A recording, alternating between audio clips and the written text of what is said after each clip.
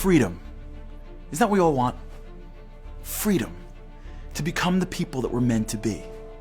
Isn't that what you want? I want to be free. I want to be out of my environment. I want to get rid of my past. I want to stop thinking about the way it was a year ago or 20 years ago. I want to be free. I want to be free from the job that's not giving me a chance. I want to be free from the relationships that are hurting me. I want to be free from my temptations.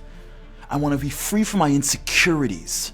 Every time I walk into a room, my mind is constraining me. I'm a slave to society. I'm a slave to my image. I'm a slave to what you think of me. I'm a slave to everything they've always said. I want to just be free. Do you ever want to be free? To change the world. To be the best you can be. To be the best spouse, child, parent, Jew, human. Did you ever feel like you want freedom? How do we become free? So I want to tell you a story.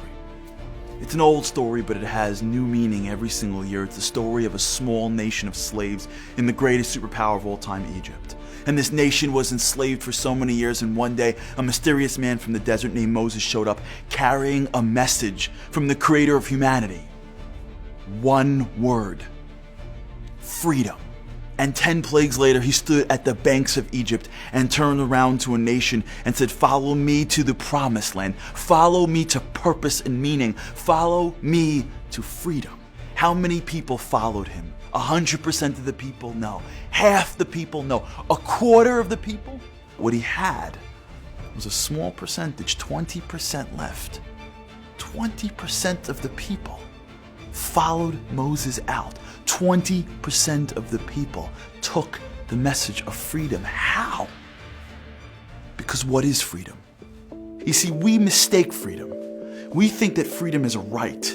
We think that it's a privilege. We think that it's a gift. We're sitting around and waiting for those thoughts to go away. We're sitting around and waiting for my temptations to disappear. We're sitting around and waiting for the moment we can sleep less and work harder and crawl and climb to the finish line. We're sitting around and waiting for our boss to realize who he has. We're waiting for our kids and our spouses and the community to realize the things that we're waiting for and to give it to us freedom the way we see it. Is when the world gives us what we believe is ours. It's a gift. It's coming to me. No, that's not freedom.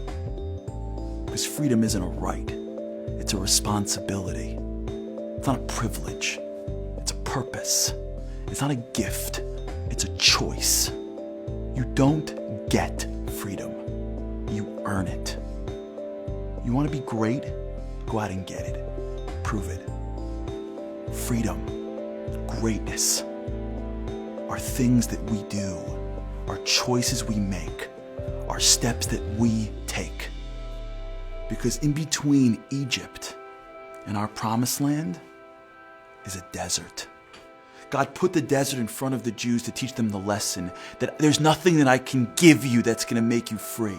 There's nothing that I can grant you or bestow upon you that's going to make you you. The only way you become you is when you rise, when you grow, when you change. The desert is what makes us free. Our ability to push, our ability to climb, our ability to go through pain, that's what the freedom is. The desert is what makes us free because it makes us great. Greatness is whether you're willing to come out of your Egypt and to go through your desert. No one can give that to you. But once you choose it, you taste it. God told the Jewish people, I can't make you free. You have to make yourselves free. I will open the door, but you walk through. And for most of them, they said, no, thank you.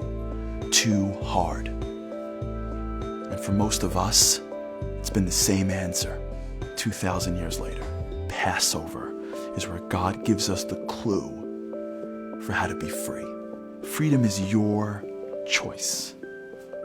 Freedom is your responsibility, no one else. Choose it.